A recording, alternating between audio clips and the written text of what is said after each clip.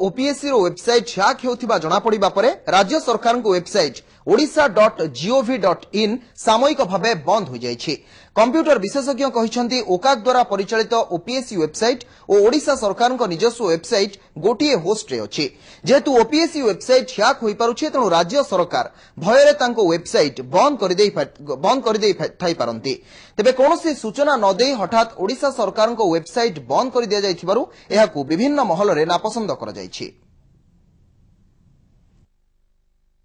Hacking भयरे OPSC website पर बंद हो जाइछि ओडिशा सरकार को निजस्व वेबसाइट odisha.gov.in।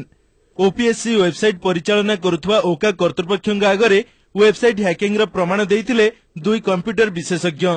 ओपीएससी वेबसाइट भली ओडिशा सरकार को वेबसाइट odisha.gov.in मध्ये ओका द्वारा परिचालित हेउछि।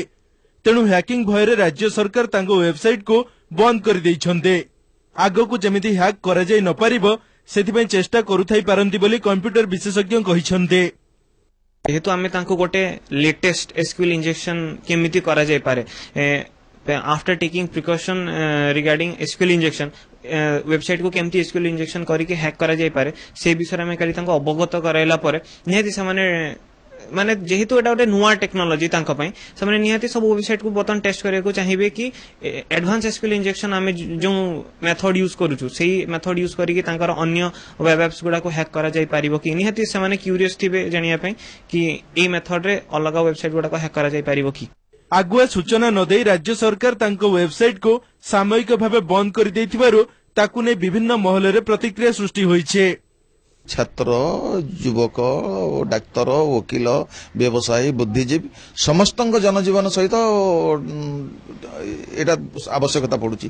जदि सरकार कोनोसी कारणरू बंद करिवार तो किछि कारण नाही कोनोसी कारणरू काहाकू न जणे किछि न करी जो भली भाबरे बंद करचंती आ द्वारा जो माने क्षतिग्रस्त हेबे ताकू कोन सरकार पाखरे भविष्यत रे ताकू भरणा करिवार किछि रास्ता अछि।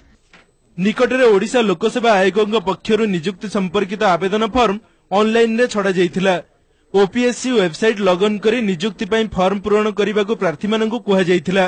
किंतु ओपीएससी वेबसाइट हैक करी आवेदनकारी फॉर्म एपट सेपट करा जाई पारुछि बोले भुवनेश्वर दुई कंप्यूटर विशेषज्ञ ईटीवी आगरे चांचल्यकर तथ्य देइथिले। एहा परे ओका कर्तृपक्ष दुई विशेषज्ञ को डाकी हैकिंग रो प्रमाण देबाकू कहिथिले। प्रमाण पाइबा परे ओपीएससी वेबसाइट रे आवेदन को स्थगित रखा जाइछे। भुवनेश्वर कैमरामैन दिनभंजन पंडांग सह मलयरंजन महांती ईटीवी न्यूज।